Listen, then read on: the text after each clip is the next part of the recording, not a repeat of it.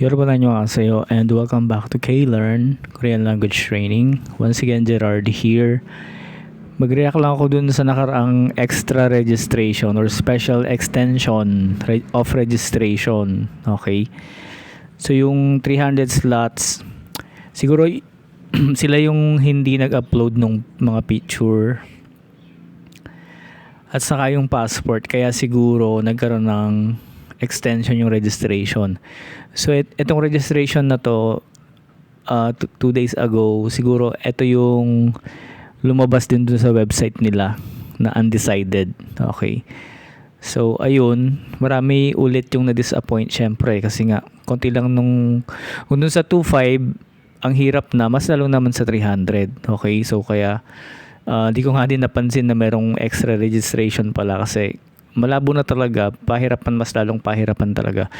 So swerte nung mga nakahabol.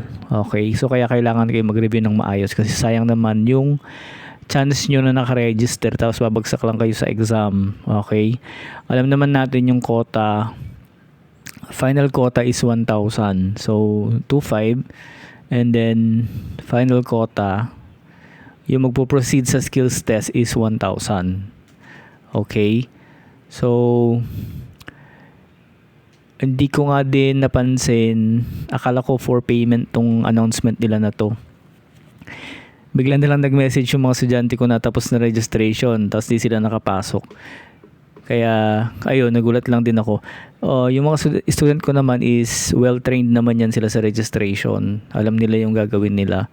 So minsan sa mga announcement na di ko na nakikita, nagkukusa naman sila kasi ginaguide ko naman sila kung saang website talaga sila titingin or kung ano yung dapat nilang gawin sa registration. Kaya ayun, so, kahit di ko ito napansin, nagkusa naman din sila. Tsaka sabi ko naman din sa kanila, hintayin natin maging successful yung UBT, Ubiquitous Based Test. Kapag ka naging successful kasi to, baka dadami na rin yung quota ulit for registration. Kasi isa yung pag nag-e-exam tayo, pag inopen kasi nila registration sa lahat, pwedeng maging 60 to 70,000 ang makaka-register. Okay, ngayon problema kasi ni DMW din 'yun kasi 'di ba? Saan ba tayo nag-e-exam? Sa DMW. So lahat 'yun i-cater lahat sila. So ngayon, yung UBT or Ubiquitous Based Test, ito yung lagi kong sinasabi sa inyo, available kahit saan. So maari pag naging successful yung UBT, kahit i-open na nila yung registration sa lahat, 'di ba? Kahit saan ka, pwede kang mag-take ng exam. Di ko lang din alam kung paano 'yun, kung may mga center pa rin sa iba-ibang lugar para mag-guide or mabantayan pa din yung mga mag-e-exam. Pero based on sa post nila about UBT or Ubiquitous Based Test, ang sabi naman nun is equipped naman yung UBT ng AI Proctor. So ayun, equipped naman siya ng AI Proctor, kaya yung mga gustong mandaya is panigurado maano naman sila. So hopefully maging successful yung UBT para bumalik yung dating registration na madami yung pwedeng mag-register. Tapos dumami, siyempre lahat naman kayo gusto nyong maka-take ng exam kasi para makapasa at makapag-work sa Korea. 'Di ba? Paano kung may slot yung registration? So nawawala yung chance natin na makapunta ng Korea. Pero kung open nila sa lahat yung registration, walang quota kasi magbabayad naman tayo, 'di ba? So ito siguro yung purpose ng UBT. Kaya siguro itatry nila yung UBT. Pag naging successful to, yung malalayo sa Manila, hindi na sila kailangan magpunta pa ng Manila. So mag-UBT na lang sila kung magsiset sila ng, I don't know kung magsiset sila ng lugar or office kung saan kayo pupunta para mag-exam, or talagang na siya. Kasi based on sa post nila about UBT, kahit nasa remote area ka, kahit walang internet, basta meron kang access sa tablet, computer, laptop, or even phone, pwede siya. Ubiquitous nga So let's see sa mga susunod na araw kung ano yung magiging sistema talaga ng UBT. So kayo yung unang makaka-experience nito, so pilot nga siya. pilot program, okay, so UBT.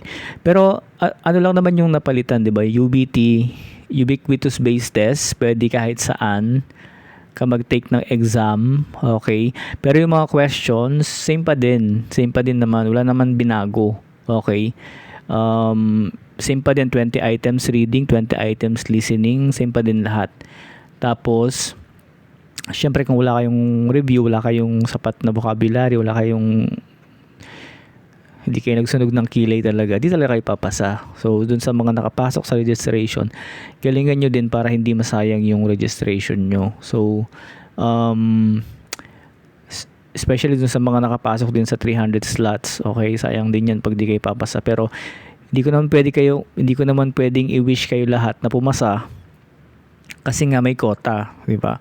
So, 1,000 lang talaga yung papasa. So, pataasan, pagalingan na lang talagang mangyayari. Pero hindi naman ito yung pinakamahirap na exam kasi nung 2019, 54,000 yung nag-take nung exam tapos 500 lang yung passer. Yung passing score namin nung 2019 is 27. 5 kami na galing sa K-Learn na nakapasa nun. I got 32 nun, 32. So, good luck sa lahat. Yun lang masasabi ko, good luck kasi di nga pwede na sabihin ko na sana lahat kayo makapasa kasi may quota nga po siya. So, ayun lang. So, bale, di ko alam kung tuloy pa rin yung exam ngayong Monday, September 22 to 30. Okay? So, yun kasi nakaset na schedule. Pag hindi siya nag-iba, maaaring yun na talaga yung final date. So, abangan natin ngayong week yung final schedule, announcement ng schedule kung anong date or araw or oras kayo magti-take ng exam. So yun lang, once again maraming salamat sa panonood ng video. Kung nagustuhan nyo yung mga video namin, pa-follow kami, pa-share yung mga video. Hanapin nyo ako sa Blue App, K-Learn Korean Language Training, sa Facebook, Gerard Santos. Tapos kung interested kayo magpa-assist sa akin, mag-aral ng Korean language para makapag-work ng South Korea. So 2,500 lang, full assistance na yan throughout the process. So isa lang yung process na sinusunod. Huwag kayong magpabudol dun sa mga sobrang mahal ang tuition fee kasi sayang pera nyo. At the end of the day, kayo din yung magme-memorize. Kayo din yung mag-e-exam, di ba? Sa inyo din lahat. So, ba't kayo magbabayad ng sobrang mahal? Wag kayo magpapabudol. So, yun lang. Once again, maraming salamat and good luck po sa lahat na magtitake ng exam. Annyeong.